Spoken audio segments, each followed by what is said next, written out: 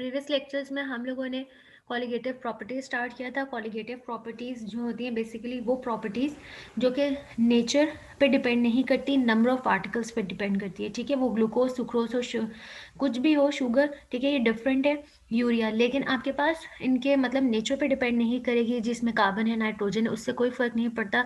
ये जो properties depend करती हैं सिर्फ नंबर ऑफ पार्टिकल्स पे। ठीक है, नंबर अगर क्वांटिटी सेम है, अगर आप सबका 1 मोल ले रहे हैं तो सबके अंदर एक ही तरह का चेंज आएगा। अच्छा जी, कौन कौन सी प्रॉपर्टी थी? लोअरिंग ऑफ वेपर प्रेशर था, एलिवेशन इन बॉइलिंग पॉइंट था, डिप्रेशन इन फ्रीजिंग पॉइंट था। अब वो हमने कल डिस्कस कर ली थी। अब लास्ट इसकी जो रहती है वो है आपके पास ऑस्मोटिक प्रेशर। कल भी डिस्कस किया था कि ऑस्मोटिक प्रेशर क्या होता है। ऑस्मोसिस होती है movement from high concentration to low concentration, लेकिन through a semipermeable membrane. अगर मेम्ब्रेन है तो वो ऑस्मोसिस का प्रोसेस है। अगर just movement from high concentration to low concentration, कोई दरमियान में हर्डल नहीं है, तो आगे पास डिफ्यूजन होती है। ठीक है, तो ऑस्मोसिस में आ जाता है सेमी परमिएबल मेम्ब्रेन। अब ऑस्मोटिक प्रेशर यानी कि जब मूवमेंट हो रही है उस टाइम पे मॉलिक्यूल्स की जो प्रेशर एक्सर्ट करेंगे उसको हम कहते हैं ऑस्मोटिक प्रेशर। ठीक है, अब सॉल्यूशंस की बात कर रहे हैं। The osmotic pressure is the excess pressure which must be exerted on the solution side. आपने क्या किया हुआ है, सॉल्यूशन को और सॉल्वेंट को सेपरेट किया हुआ है। ठीक है, दरमियान में है आपके पास सेमी परमिएबल मेम्ब्रेन। ठीक है, सॉल्यूशन और सॉल्वेंट को आपने सेपरेट किया हुआ है, दरमियान में सेमी परमिएबल मेम्ब्रेन है। जब सॉल्यूशन की साइड के ऊपर एक्स्ट्रा प्रेशर एक्सर्ट हो रहा है in order to check the flow of solvent, आप चेक कर रहे हैं फ्लो ऑफ सॉल्वेंट, ऑब्वियसली जो सोल्यूशन है उसके अंदर सॉल्वेंट की क्वांटिटी कम होगी, जो प्योर सॉल्वेंट है वहाँ पे क्वांटिटी ज़्यादा होगी, तो सॉल्वेंट अपनी साइड से सोल्यूशन की तरफ मूव कर रहा होगा। दरमियान में सेमी परमिएबल मेम्ब्रेन होगी। उस टाइम मूवमेंट के टाइम पे जो प्रेशर एक्सर्ट होगा सोल्यूशन की साइड पे, उसको हम कहते हैं ऑस्मोटिक प्रेशर। ठीक है, ये आप लोगों ने इसकी डेफिनेशन करनी है। फिर उसके बाद ये कुछ मेथड्स हैं कि आप किस तरह से ऑस्मोटिक प्रेशर को जो है कैलकुलेट करते हैं, फाइंड मेजर करते हैं। ठीक है, जो बाकी कॉलिगेटिव प्रॉपर्टीज की थी वो आपने उनके भी मेथड्स करने, एक एक मेथड तो सबका करना है मेजरमेंट का। ठीक है, वो आप लोगों ने जो कि फर्स्ट ईयर में भी पढ़े थे आप वो भी कर सकते हो, या अगर कोई और भी, सबका एक एक करना है।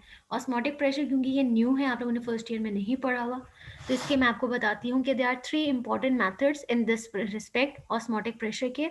ठीक है, एक first one is the Pfeffer's method. The arrangement is shown in the diagram. साथ में हम डायग्राम भी देखते हैं कि डायग्राम के अंदर ये आपको डायग्राम है। ठीक है, इसके अंदर जो अब सेमी परमिएबल मेम्ब्रेन जो ली हुई है कॉपर फेरोसाइनाइड की है। ठीक है, अब कॉपर फेरोसाइनाइड ये आपको सेमी परमिएबल मेम्ब्रेन नजर आ रही होगी, ये जो डॉटेड छोटी छोटी से लाइंस है ना, ये सेमी परमिएबल मेम्ब्रेन। ठीक, ये हम यूज करेंगे। The solution whose osmotic pressure is required is place in a glass tube. Glass tube, ये सेंटर वाला जो आपको ग्लास ट्यूब नजर आ रही है, इसके अंदर वो सोल्यूशन होगा जिसका आप लोगों ने कैलकुलेट करना है। ठीक है, ऑस्मोटिक प्रेशर फाइंड आउट करना चाहते हैं, वो सोल्यूशन इसके अंदर होगा। जो सॉल्वेंट है, सपोज हमने वाटर लिया हुआ है तो वाटर होगा इस वाले बीकर के अंदर। ठीक है, यहाँ वाटर हो गया, दरमियान में सेमी परमिएबल मेम्ब्रेन है, दरमियान में ये अब सबसे सेंटर में ये आपके पास ग्लास ट्यूब जिसके अंदर सॉल्वेंट सॉल्यूशन होगा। ठीक है, सॉल्यूशन वाले को आपने कनेक्ट किया हुआ है मैनोमीटर। मैनोमीटर क्या होता है? प्रेशर को फाइंड आउट करने के लिए, मेजर करने के लिए, जैसे टेम्परेचर मेजर करने के लिए थर्मामीटर होता है, इस तरह से प्रेशर मेजर करने के लिए मैनोमीटर है। ठीक है, तो मैनोमीटर से हमने कनेक्ट किया हुआ है। The tube along with the semi permeable membrane is kept in water bath. Constant pressure is develop with in a few days. ठीक है, इसके अंदर जो प्रेशर है वो डेवलप होता है कुछ दिनों के अंदर ड्यू टू ऑस्मोसिस। ऑस्मोसिस की वजह से, क्योंकि वाटर जो है वो अंदर की तरफ मूव करेगा, तो जो प्रेशर कुछ दिनों में इसके अंदर डेवलप होगा, फिर उस प्रेशर को हम ऑस्मोटिक प्रेशर को डायरेक्टली मेजर कर सकते हैं इस मैनोमीटर से। ठीक है, लेकिन अब इसके ड्रॉबैक्स क्या है मेथड के, कि it is a time consuming experiment, क्योंकि इसमें टाइम बहुत लगता है। उन्होंने कहा है कि जो प्रेशर है वो डेवलप होता है विद इन फ्यू डेज, कुछ दिन लग जाते हैं, तो इस वजह से ये थोड़ा सा लंबा प्रोसीजर है, टाइम कंज्यूमिंग एक्सपेरिमेंट है। और दूसरा, if high osmotic pressure is created, अगर बहुत ज़्यादा प्रेशर क्रिएट हो गया तो ये जो मेम्ब्रेन है, पार्शियल परमिएबल मेम्ब्रेन, ये बर्स्ट यानी कि फट भी सकती है। ठीक है, तो इसके 2 ड्रॉबैक्स भी हैं। अगर तो आपके पास टाइम इनफ है तो आप ये मेथड यूज़ कर सकते हैं, अदरवाइज हमारे पास और 2 मेथड्स हैं, हम उनकी तरफ मूव करते हैं। The next one is the Moore's and phrases method. ठीक है। अब इसके अंदर आप लोगों ने किस तरह से कैलकुलेट करोगे, अब अगेन यहाँ पे जो सोल्यूशन है वो इस वाली फ्लास्क के अंदर है, ठीक है। इसके अंदर ये ब्रॉन्ज की आपके पास सिलेंडर है, इसके अंदर आपका सोल्यूशन है। अब सेंटर के अंदर वाटर आ गया, पहले वाले में ये था कि सेंटर के अंदर हमने सोल्यूशन लिया था, अब यहाँ पे सेंटर के अंदर वाटर है, वाटर और ये सोल्यूशन के दरमियान में आपको नजर आ रहा होगा ये सेमी परमिएबल मेम्ब्रेन है, ठीक। और साथ में अगेन सोल्यूशन के साथ ही हमने मैनोमीटर को अटैच किया हुआ है। This cylinder is fitted with a membrane. The solution whose osmotic pressure is required is taken in a bronze cylinder. इस सिलेंडर के अंदर आपका सोल्यूशन है जिसका हम लोगों ने कैलकुलेट करना है। Constant pressure is developed due to flow of water. ठीक है, फ्लो ऑफ वाटर, यहाँ से वाटर मूव करेगा यहाँ बाहर की तरफ, ठीक है। इन द और फिर ये जो फ्लो जब कर रहा होगा उस टाइम जो प्रेशर डेवलप होगा ऑस्मोटिक प्रेशर, उसको हम कैलकुलेट करेंगे, ठीक है, मैनोमीटर से। लेकिन अब इसका एक ड्रॉबैक क्या है कि one can measure the osmotic pressure up to 273 atmospheres by this method. इस मेथड तक सिर्फ लिमिट ये है कि आप जो प्रेशर कैलकुलेट कर सकते हैं वो सिर्फ 273 एटमॉस्फेयर, अगर उससे हाई प्रेशर होगा तो आप इस मेथड से कैलकुलेट नहीं कर सकते, ये इसका ड्रॉबैक है, ठीक। उसके बाद थर्ड मेथड आपके पास है ब्रेकले एंड हार्ट्सले मेथड। इसके अंदर इसका इस तरह से apparatus, ठीक है। This apparatus is consisted of porous support at both ends, ठीक है। पोरस स्पोर्ट यानी कि वो बेसिकली एक्ट करेगा मेम्ब्रेन के तौर के ऊपर, ये आपको मेम्ब्रेन, ये जो पोरस स्पोर्ट है, ठीक है। पोरस होने की रीजन या पार्शियल परमिएबल मेम्ब्रेन भी यही होती है, पोरस होती है कि उसमें से कुछ पार्टिकल्स को मूव होने देता है और कुछ को नहीं, यानी कि वो पोर साइज पे डिपेंड करता है। जो पोर साइज से छोटे मॉलिक्यूल्स होंगे उनको पास होने देता है और जो उनसे बड़े साइज के होते हैं उनको पास नहीं होने देता, इस वजह से उसको कहते हैं पार्शियल या सेमी परमिएबल, कि कुछ को पास होने देता है और कुछ को नहीं होने देता, ठीक है। The porous support is sealed into an outer bronze, ठीक है, ये आउटर ब्रॉन्ज, ये इसके अंदर, यहाँ पे अब आपका सोल्यूशन है, ठीक है, ऊपर और नीचे ये सोल्यूशन है, दरमियान में आपको मेम्ब्रेन नजर आ रही है, ये अंदर आपका सॉल्वेंट है वाटर, ठीक है। और यहाँ पे हमने मैनोमीटर की बजाय यहाँ पे हम प्रेशर मेजर करने के लिए यहाँ से हम करेंगे, ठीक है, अप्लाइड प्रेशर, इसके ऊपर ये पिस्टन रखा हुआ है, पिस्टन से हमें पता चलेगा प्रेशर का, एक्सटर्नल प्रेशर का। अच्छा जी, bronze cylinder is fitted with the piston, ये जो ब्रॉन्ज के सिलेंडर हैं ये फिट किए हुए पिस्टन के साथ। Weight can be placed on this piston to exert pressure on this solution, ये क्या कर रहा है, प्रेशर अप्लाई करता है सोल्यूशन के ऊपर। When water flows towards the solution, अब वाटर जो है फ्लो करेगा इधर सोल्यूशन की तरफ, ठीक है, towards the solution, then the pressure is applied with the help of the piston, और प्रेशर अप्लाई होगा with the help of the piston, so that the water level in the tubes become stationary, ठीक है। ये जो आपको tubes नजर आ रही हैं इसके अंदर वाटर का जो लेवल है वो स्टेशनरी हो जाएगा। दिस एक्सटर्नल प्रेशर, ये जो हम बाहर से प्रेशर दे रहे हैं, is the osmotic pressure of the solution, ठीक है। तो ये इसकी फॉलोइंग डायग्राम उन्होंने शो की हुई है। उसके बाद इसके भी एडवांटेजेस उन्होंने मेंशन किए हुए हैं कि this is a very quick method, क्योंकि जो हमने फर्स्ट मेथड पढ़ा था वो क्योंकि टाइम कंज्यूमिंग था, तो ये क्विक मेथड है। तो उसके बाद during the determination of osmotic pressure the concentration of solution does not change, इसके अंदर कंसंट्रेशन ऑफ सोल्यूशन जो है वो चेंज नहीं हो रही, क्योंकि यहाँ पे जो वाटर फ्लो करके यहाँ पे स्टेशनरी हो रहा है, ठीक है। इस वजह से वाटर की जो सोल्यूशन की कंसंट्रेशन है वो चेंज नहीं हो रही, और there is no danger for the bursting the membrane, और मेम्ब्रेन फटने का भी कोई नहीं है, जो कि फर्स्ट मेथड्स के ड्रॉबैक्स थे, वो यहाँ पे इसके एडवांटेजेस हैं कि ये क्विक भी है और मेम्ब्रेन भी यहाँ पे बर्स्ट नहीं होती, और सोल्यूशन की जो कंसंट्रेशन है वो भी चेंज नहीं होती, तो इसका मतलब है सबसे बेस्ट मेथड आपका ये वाला है, ठीक है। उसके बाद आ जाते हैं लॉ ऑफ ऑस्मोटिक प्रेशर, ठीक है। यहाँ पे भी एक थोड़ी सी डेरिवेशन हम लोग करेंगे। यहाँ पे in order to understand the laws of osmotic pressure we should took at the van'ts of equation, अब हमने वेंट ऑफ इक्वेशन की हेल्प से ऑस्मोटिक प्रेशर को कैलकुलेट करना है, ठीक है। ऑस्मोटिक प्रेशर को हम रिप्रेजेंट करते हैं यहाँ पाए से, ठीक है।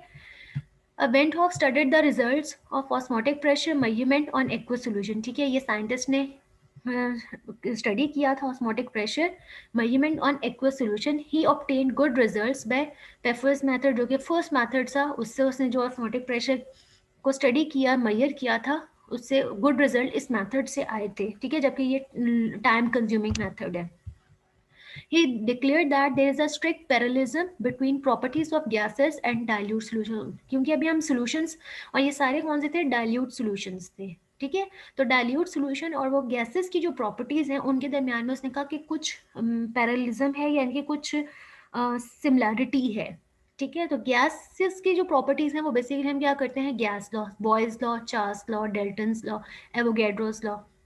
और अब वो क्या करेगा, उन गैस लॉज को जो है डाइल्यूट सॉल्यूशंस की प्रॉपर्टीज के साथ मैच करेगा। ठीक है, he put forward a theory of dilute solution. जैसे गैस लॉज हैं इसी तरह से अब डाइल्यूट सॉल्यूशंस की उसने थ्योरी फॉरवर्ड की थी। According to his theory, a substance in the solution behaves exactly like a gas. उसने कहा जो सब्सटेंस आपने सॉल्यूशन में ऐड किया होता है वो सेम गैस की तरह ही बिहेव कर रहा होता है। And the osmotic pressure of a dilute solution is equal to the pressure. Osmotic pressure किसका था, डाइल्यूट सॉल्यूशन का, वो सेम वैसे ही होता है जैसे pressure which the solute would exert, जितना कि प्रेशर एक्सर्ट करता है। ठीक है, प्रेशर सॉल्यूट जितना प्रेशर एक्सर्ट करता है। If it were a gas at the same temperature and occupying the same volume as the solution. ठीक है, अगर इसके अंदर गैस हो सेम टेम्परेचर पे और ऑक्यूपाई भी करे सेम वॉल्यूम, तो प्रेशर सेम वही है जो ऑस्मोटिक प्रेशर है। ठीक है, osmotic pressure of a dilute solution वो इक्वल है जो pressure which the solute would exert. ठीक है, अब वो इन लॉज को, जो गैस लॉज हैं, उसको ही डाइल्यूशन डाइल्यूट सॉल्यूशंस के साथ उसने जो है कंपेयर कर रहा है। ठीक है, तो सबसे पहले बॉयल्स लॉ हमारे पास क्या था, अगर हम जो गैस लॉज के अंदर हमने बॉयल्स लॉ स्टडी किया था वो हमें कहता है at constant temperature and constant concentration, यानी कि अगर नंबर ऑफ मोल्स भी सेम है, ठीक है, और यानी कि कंसंट्रेशन सेम है और टेम्परेचर कांस्टेंट है, तो उसके अंदर प्रेशर और वॉल्यूम एक दूसरे के इन्वर्सली प्रोपोर्शन है। ठीक है, ये बॉयल्स लॉ था। अब यहाँ पे देखते हैं कि वेंट हॉफ्स का बॉयल्स लॉ यानी कि फॉर डाइल्यूट सॉल्यूशंस क्या है, कि according to this law at certain temperature the osmotic pressure of a solution is proportional to its molar concentration. वो कहता है कि जो ऑस्मोटिक प्रेशर जो है वो डायरेक्टली प्रोपोर्शन होता है मोलर कंसंट्रेशन के। ठीक, एट कांस्टेंट टेम्परेचर। अब प्रोपोर्शनलिटी का साइन रिमूव करेंगे तो इज इक्वल टू, और ये कांस्टेंट आ गया, इस कांस्टेंट को हम इसी साइड पे रखेंगे, जो कंसंट्रेशन यहाँ पे मल्टीप्लाई हो रही है दूसरी साइड पे जाएगी तो ये डिवाइड हो जाएगी। ठीक है, कंसंट्रेशन क्या होती है of a solution is inversely proportional to volume. ठीक है, कंसंट्रेशन क्या होती है, इनवर्सली प्रोपोर्शनल टू वॉल्यूम। तो हम यहाँ पे कंसंट्रेशन की जगह आप लिखेंगे 1/v। ठीक है, तो अब कंसंट्रेशन खुद ही डिनोमिनेटर में, तो वॉल्यूम आ जाएगा न्यूमिनेटर में। ठीक है, तो ये इक्वेशन क्या हो जाएगी, pi v is equal to K. तो ये सेम वही इक्वेशन है जैसे बॉयल्स लॉ में। बॉयल्स लॉ में आपके पास क्या था, P V is equal to K. ठीक है, तो यहाँ पे पी की जगह हम क्या यूज कर रहे हैं, ऑस्मोटिक प्रेशर, उसके लिए हम पाई का सिंबल यूज कर रहे हैं, we is equal to K. तो ये हमारा वेंट हॉप्स बॉयल्स लॉ है। ठीक है, this is just like a Boyle's law for gases. उसके अंदर क्या था, P V is equal to constant, यहाँ पे क्या है पाई, क्योंकि हम ऑस्मोटिक प्रेशर यूज करें वही वॉल्यूम और किसके इक्वल है, वो कॉन्स्टेंट के, और कॉन्स्टेंट हमने क्या रखा हुआ है, टेम्परेचर। उसके बाद नेक्स्ट हमारा लॉ है आपके पास,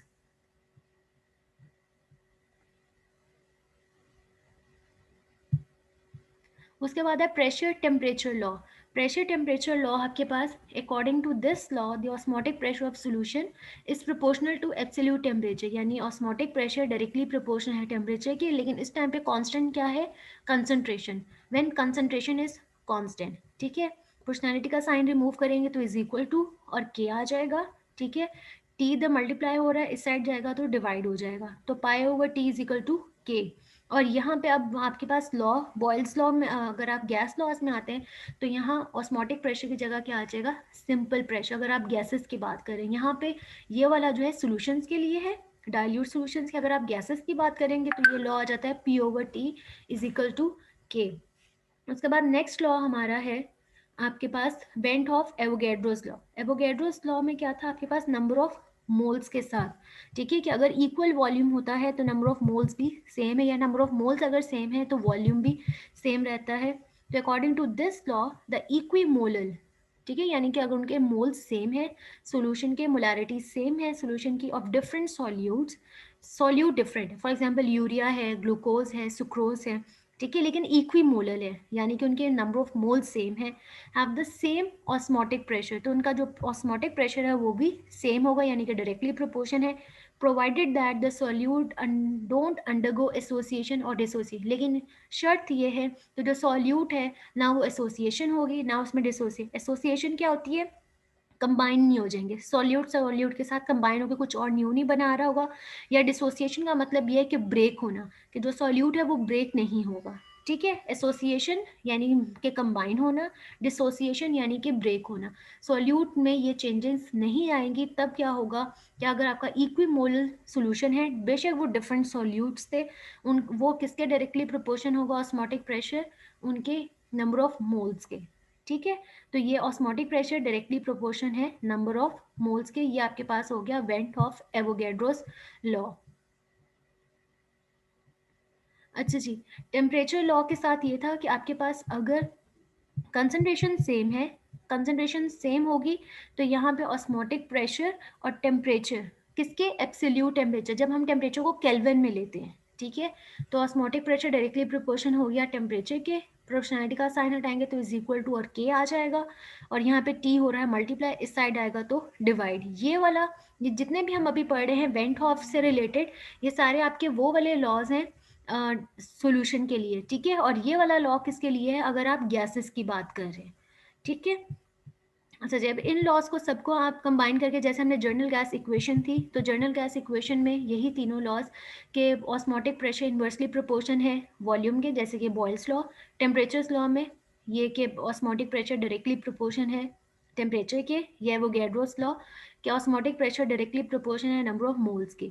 ठीक है, ये तीनों जो लेफ्ट आपकी राइट हैंड साइड पे क्वांटिटीज हैं, सबके डायरेक्टली प्रोपोर्शन है ऑस्मोटिक प्रेशर के। तो ऑस्मोटिक प्रेशर को हमने ले लिया कॉमन, प्रोपोर्शनैलिटी का साइन, बाकी एन टी ओवर वी, इन सबको हमने कंबाइन किया तो ये आपके पास हो गया एन टी ओवर वी। ठीक है, प्रोपोर्शनैलिटी का साइन रिमूव करेंगे तो इज इक्वल टू और कांस्टेंट आ जाएगा, वी इधर वॉल्यूम जो है डिनोमिनेटर में, इस साइड लेके जाएंगे तो न्यूमिनेटर में आ जाएगा। ठीक है, तो यहाँ पे अब प्रोपोर्शनैलिटी का साइन जो कांस्टेंट है उसको हम कहेंगे ये जर्नल गैस कांस्टेंट है, तो जर्नल गैस कांस्टेंट आपको याद होगा हम आर यूज करते हैं। ठीक है, तो इसकी अब इक्वेशन क्या होगी, pi V is equal to n R T. तो ये सेम वही ये इक्वेशन है आपकी सॉल्यूशंस की, और जो गैसेस के लिए इक्वेशन है वो क्या होती है, P V is equal to n R T. यहाँ पे ऑस्मोटिक प्रेशर की बात कर रहे हैं, आइडियल गैस इक्वेशन में क्या होता है, सिंपल गैसेस का प्रेशर, तो P V is equal to n R T. ये आपकी है वो ideal gas equation for gases. ठीक है, आइडियल गैस इक्वेशन है, और ये जो है डाइल्यूट सॉल्यूशंस के लिए है। ठीक, उसके बाद आ जाते हैं जैसे राउल्ट्स लॉ के ऊपर। ठीक, अब राउल्ट्स लॉ के अंदर आपके पास कि Van Hoff law and Raoult's law. Van Hoff law of osmotic pressure can be deduced from Raoult's law of lowering of vapor pressure. Raoult's law is applicable to dilute solutions. अच्छा, ये हम सबको पता है कि जो राउल्ट्स लॉ है वो कब ओबे होता है, जब सॉल्यूट क्या होना चाहिए, नॉन इलेक्ट्रोलाइट और नॉन वोलेटाइल। ठीक है, तभी वेंट्स ऑफ रूल भी यूज होगा। is also applicable to dilute solutions, non-volatile और non-electrolyte substances. अब वेंट्स ऑफ लॉ की लिमिटेशन क्या है कि दिस लॉ होल्ड्स ओनली, कब आप इसको यूज कर सकते हैं, if a solution has non electrolyte solute and is not greater than, इसकी जो मोलैरिटी है वो 0.1 से ज़्यादा नहीं होनी चाहिए। ठीक है, अगर 0.1 से ज़्यादा होगी मोलैरिटी तो वो थोड़ा सा डाइल्यूट की तरफ हो, कंसनट्रेटेड की तरफ होगा। ठीक है, तो ये आपका सोल्यूशन डाइल्यूट होना चाहिए और वोलेटाइल। अच्छा जी, स्मॉल एन है वो आपके पास नंबर ऑफ मोल्स हैं। ठीक है, स्मॉल एन जो जैसे यहाँ पे भी लिखा हुई है नंबर ऑफ मोल्स। ठीक है जी, अच्छा जी, वेंट्स ऑफ लॉ की लिमिटेशन क्या है कि इलेक्ट्रो जो सॉल्यूट है नॉन इलेक्ट्रोलाइट हो, लेकिन इसकी जो मोलैलिटी है वो 0.1% 0.1 से ज़्यादा नहीं होनी चाहिए। The percentage of deviation increases, ये वरना डेविएट होना शुरू हो जाएगा when the concentration of the solute increases, जितना आप सॉल्यूट की कंसंट्रेशन इंक्रीज करते जाएंगे उतना जो है ये डेविएट होता जाएगा। ठीक है, this law also fails in case of solutions of electrolytes, अगर आप इलेक्ट्रोलाइट्स के सोल्यूशंस के लिए यूज नहीं कर सकते क्योंकि ये नॉन इलेक्ट्रोलाइट के लिए, which give higher values of osmotic pressure than calculated by osmotic pressure law. तो ये लॉ आप नॉन इलेक्ट्रोलाइट के लिए, और मोलैलिटी जो है वो 0.1 से इंक्रीज नहीं करनी चाहिए, जितनी इंक्रीज करते जाएंगे उतना ये डेविएट होता जाएगा। उसके बाद कि ऑस्मोटिक प्रेशर आपके पास जो है वो कॉलिगेटिव प्रॉपर्टी है, तो उसके लिए क्या है कि कॉलिगेटिव प्रॉपर्टी के लिए मैंने आपको पहले भी बताया था कि ये सिर्फ डिपेंड करती है नंबर ऑफ पार्टिकल्स पे, यानी कंसंट्रेशन पे डिपेंड करती है, ये डिपेंड नहीं करती नेचर पे। ठीक है, तो उसके लिए किस तरह से उसको प्रूव कर सकते हैं कि ये आपकी लास्ट वाली इक्वेशन ठीक है, pi V is equal to nRT, ये osmotic pressure, volume, number of moles, ये आइडियल गैस का जो कांस्टेंट था, जनरल गैस कांस्टेंट, और ये टेम्परेचर। ठीक है, तो यहाँ से V इधर मल्टीप्लाई होता है, इस साइड आप डिवाइड ले जाएंगे, number of moles divided by volume, ये होता है इक्वल कंसंट्रेशन के। C हो गया ROT, ये तो पहले ही आपके पास जनरल गैस कांस्टेंट है, T भी हम एट कांस्टेंट टेम्परेचर। ठीक है, तो ये किसके ऑस्मोटिक प्रेशर किसके डायरेक्टली प्रोपोर्शन है, कंसंट्रेशन के, यानी कि किस पे डिपेंड कर रहा है, नंबर ऑफ मोल्स पे। It means that osmotic pressure only depends upon the concentration of this solution but not upon the nature of solute. ये नेचर ऑफ सॉल्यूट पे डिपेंड नहीं करता, इस वजह से ये कॉलिगेटिव प्रॉपर्टी है। ठीक है, यहाँ पे ये आपकी अब कॉलिगेटिव प्रॉपर्टी जो है वो एंड हो गई है।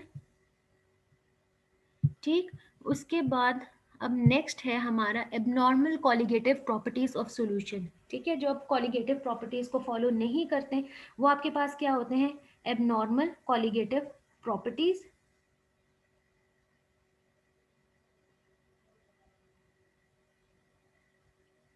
अच्छा जी, in the derivation of colligative properties it has been assumed that molecular form of solute remains unchange.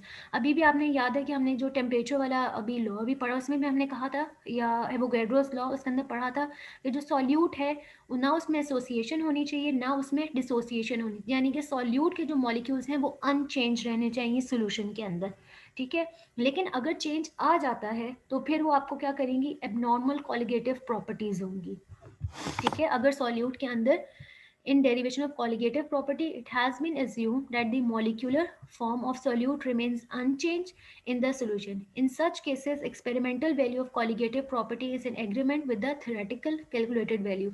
अगर तो चेंज नहीं आ रहा सॉल्यूट के अंदर तो फिर कॉलिगेटिव प्रॉपर्टीज जो एक्सपेरिमेंटल और थ्योरेटिकल वैल्यू सेम रहती हैं। लेकिन however they are certain substances, कुछ सब्सटेंसेस ऐसे हैं जैसे कि सॉल्ट्स हैं, बेसिस इन वाटर या acetic acid in benzene, where the experimental values differ considerably from the calculated value, लेकिन इनकी वैल्यूज जो है एक्सपेरिमेंटल और कैलकुलेटेड चेंज आती है। कुछ सोल्यूशंस आपके ऐसे हैं, कुछ सब्सटेंसेस ऐसे हैं। ठीक है, तो उन सोल्यूशंस को हम कहते हैं कि वो एबनॉर्मल सोल्यूशंस हैं। ठीक, the abnormality observe in such solution are of two types, दो तरह की हो सकती हैं, एक है एसोसिएशन ऑफ सॉल्यूट मॉलिक्यूल्स, ठीक है, और दूसरा है dissociation of solute molecule. Association आपको बताया था कि यानी कि कंबाइन हो जाना, यानी कि मॉलिक्यूल्स आपस में कंबाइन होते जाएंगे। ठीक है, और डिसोसिएशन का मतलब है ब्रेक होना है। ठीक है, association leads to a decrease in number of solute particles, वो कहते हैं एसोसिएशन से क्या होगा, नंबर ऑफ सॉल्यूट पार्टिकल्स में डिक्रीज, क्योंकि वो आपस में कंबाइन, जो पहले एक एक अलग अलग थे टोटल 10 थे, अब वो कंबाइन होके वो एक मॉलिक्यूल बन गया। ठीक है, तो क्या हुआ, नंबर ऑफ सॉल्यूट पार्टिकल्स हो गए हैं डिक्रीज। ठीक, and hence colligative properties will show lower values, तो फिर जो कॉलिगेटिव प्रॉपर्टीज की वैल्यूज आनी चाहिए वो आंसर्स आपके पास कम आएंगे, क्योंकि एसोसिएशन में क्या हुआ है, नंबर ऑफ सॉल्यूट पार्टिकल्स हो गए हैं कम, और डिसोसिएशन में क्या हुआ है, ब्रेक, एक जो है वो दो के अंदर स्प्लिट हो गया। ठीक है, तो उसमें क्या होंगे, डिसोसिएशन में number of particles solute particles increases, और consequently the colligative properties will show abnormally enhanced value। तो डिसोसिएशन में क्या होता है, जो कॉलिगेटिव प्रॉपर्टीज की वैल्यू हैं वो इंक्रीज कर जाती हैं, और एसोसिएशन में क्या होता है, नंबर ऑफ पार्टिकल्स डिक्रीज हुए तो कॉलिगेटिव के जो आंसर्स हैं वो भी डिक्रीज हो जाते हैं। ठीक है, अब in order to account the abnormal behaviour का जी कितना चेंज आया है एबनॉर्मल बिहेवियर उसमें, उसके लिए हम क्या यूज़ करते हैं, एक van't Hoff introduce a factor. ठीक है, तो ये वेंट हॉफ ने फैक्टर इंट्रोड्यूस करवाया था, क्योंकि उसने इंट्रोड्यूस करवाया था उसके नेम से इसको, अब इसका नाम हमने यही रख दिया वेंट हॉफ फैक्टर, ये स्मॉल आई। ठीक है, ये डिफाइन क्या करता है, ratio of the experimental value of a colligative property, ये आई, ये आपको रेशो दे रहा है, एक्सपेरिमेंटल वैल्यू ये आनी चाहिए थी, आई है, लेकिन कैलकुलेटेड वैल्यू, ठीक है, इन दोनों को जब आप डिवाइड करते हैं तो ये आपके पास आता है वेंट हॉफ फैक्टर की वैल्यू, यानी कि आप कैलकुलेट करते हैं कि कितना चेंज आया है। ठीक है, मेजर करने के लिए कि कितना एबनॉर्मल बिहेवियर सॉल्यूशन ने शो किया है। ठीक, तो सबकी वैल्यूज उन्होंने किस तरह से, आप इस तरह से करेंगे, डेल्टा टी बी, यानी कि ये क्या था आपके पास बॉइलिंग पॉइंट, जो इन एलिवेशन इन बॉइलिंग पॉइंट ये ऑब्जर्व और डिवाइडेड बाय कैलकुलेटेड, ये वाला depression in freezing point observe, उसको डिवाइड करेंगे कैलकुलेटेड से, ये जो lowering of vapour pressure observe value divided by lowering of vapour pressure calculated, ये ऑस्मोटिक प्रेशर ऑब्जर्व, ये कैलकुलेटेड और ये जो molar mass calculated divided by molar mass observe value, इनकी जो रेशियोज हैं वो बेसिकली आपको देती हैं वेंट ऑफ फैक्टर यानी कि एबनॉर्मल सोल्यूशन के कितना चेंज आया है। ठीक है, अच्छा जी। अब where m is the molar mass, ये जो m कैपिटल M है ये molar mass of the solute था। Delta T B, delta T F और ये सारे कॉलिगेटिव प्रॉपर्टीज यानी कि ये एलिवेशन बॉइलिंग पॉइंट एलिवेशन है, ये फ्रीजिंग पॉइंट डिप्रेशन है, ये relative loading of paper pressure है। ठीक है, और ये आपके पास ऑस्मोटिक प्रेशर है। ठीक है, और ओ बी एस यानी कि observe value, C A L यानी कि calculated value of colligative properties. ठीक, अब इसको हम इसकी थोड़ी सी डेरिवेशन है कि डिसोसिएशन ऑफ सॉल्यूट को हम किस तरह से कैलकुलेट करते हैं। तो डिसोसिएशन में क्या हो रहा था, ब्रेक डाउन। ठीक है, in dissociation a substance breaks into two और more particles and the determined molecular mass is less than the calculated value. Substance break हो गया जिस वजह से क्या होगा, द डिटरमिन्ड मॉलिक्यूलर मास वो भी ऑब्वियसली हो जाएगा कम, but the colligative property change in greater. ठीक है, कॉलिगेटिव प्रॉपर्टी में क्या आएगा, ज़्यादा वैल्यू हाई हो जाएगी। ठीक है, अब उसको किस तरह से कैलकुलेट करेंगे, कंसिडर करते हैं कि ये आपका इलेक्ट्रोलाइट है। इलेक्ट्रोलाइट होने का मतलब ये है कि आयनाइज हो सकता है। ठीक है, तो ये आपका कंपाउंड था मॉलिक्यूल AXBY। ठीक है, अब ये जब डिसोसिएट होगा यानी कि ब्रेक डाउन हुआ है, किस में कन्वर्ट हो गया, A में और B में। ठीक है, ये X, ये जो इसके ये नंबर ऑफ मोल्स बन जाएंगे, ये जो Y है ये इसके नंबर ऑफ मोल्स बन गए। ठीक है, ये आपको पता होगा जैसे फर्स्ट ईयर में भी केमिकल इक्विलिब्रियम वाले चैप्टर में आपने इसको आयनाइज करते हैं इक्वेशन को। ठीक है, फिर उसके बाद इनिशियल कंसंट्रेशन इसकी थी C। इनिशियली ये C था, रिएक्टेंट प्रोडक्ट उस टाइम था 0। जब इक्विलिब्रियम अटेन हुआ है तो इसकी कंसंट्रेशन में ऑब्वियसली कुछ चेंज आया होगा, तो वो क्या है, C1 - A। ये अल्फा जो है इसको हम कहते हैं ये डिग्री ऑफ डिसोसिएशन है। ठीक है, यानी कि इतना डिसोसिएट हुआ, इतना ये ब्रेक डाउन हुआ है, तो आप उसको माइनस करेंगे कंसंट्रेशन, इनिशियल कंसंट्रेशन में से। ठीक है, और जितना ये डिसोसिएट हुआ होगा तो इसको कंसंट्रेशन ही आपके पास आ गई एक एक्स की और ये आ गई वाई की, तो इनके साथ भी अल्फा यानी कि इतना इतना डिसोसिएट हुआ है। ठीक, इनकी कंसंट्रेशन लिख ली एट इक्विलिब्रियम। तो total number of moles at equilibrium, equilibrium के ऊपर अब रिएक्टेंट और प्रोडक्ट दोनों ही हैं, तो उनको आपने क्या कर देना है, ऐड, ताकि आपके पास टोटल नंबर ऑफ मोल्स आ जाएं कि रिएक्टेंट के कितने हैं और प्रोडक्ट के कितने हैं। ठीक है, तो ये आपने रिएक्टेंट के लिख दिए और ये आपने प्रोडक्ट्स के लिख दिए।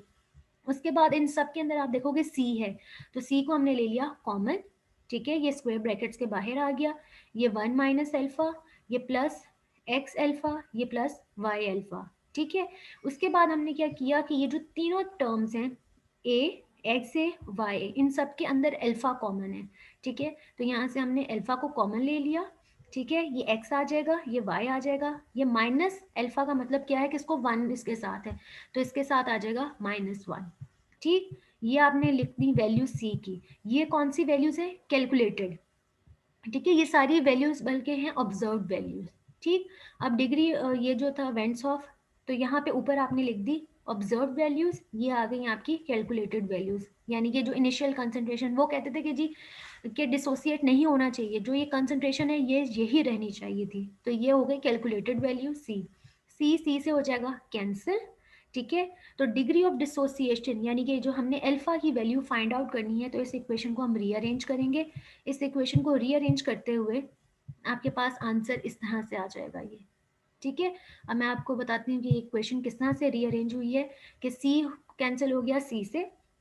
ठीक, यहाँ पे ये जो है आपके पास वेंट ऑफ फैक्टर, यहाँ से ये 1 जो है इस टाइम प्लस में है, इस साइड जाएगा तो ये माइनस हो जाएगा, तो I-1। ठीक, और ये जो है डिग्री ऑफ डिसोसिएशन ये इसी साइड पे रहेगा, बाकी चीज़ें क्या रह गई, x, y और -v, ये अल्फा ये डिग्री ऑफ डिसोसिएशन के साथ मल्टीप्लाई हो रही है, इस साइड जाएंगी तो ये डिवाइड हो जाएंगी, तो ये सब डिनोमिनेटर में बन जाएंगी आपके पास ऐसे। ठीक है, वेंट ऑफ -1 और ये डिग्री ऑफ डिसोसिएशन इसी साइड पे रहा है, और ये सारी फैक्टर्स उधर मल्टीप्लाई हो रहे थे यानी न्यूमरेटर में थे, तो इधर जाके ये सारे डिनोमिनेटर में कन्वर्ट हो जाएंगे। और आपके पास यहाँ पर जो n है, ठीक है, n यानी कि टोटल नंबर ऑफ आइंस किसके इक्वल हैं, x और y के, तो n = x + y। तो अब यहाँ पे x और y की बजाय आप लिखेंगे n-1, तो ये आपके पास आ गया डिग्री ऑफ डिसोसिएशन। ठीक है, this expression is applicable to any colligative property and provides an important method for calculating the degree of dissociation of a solute.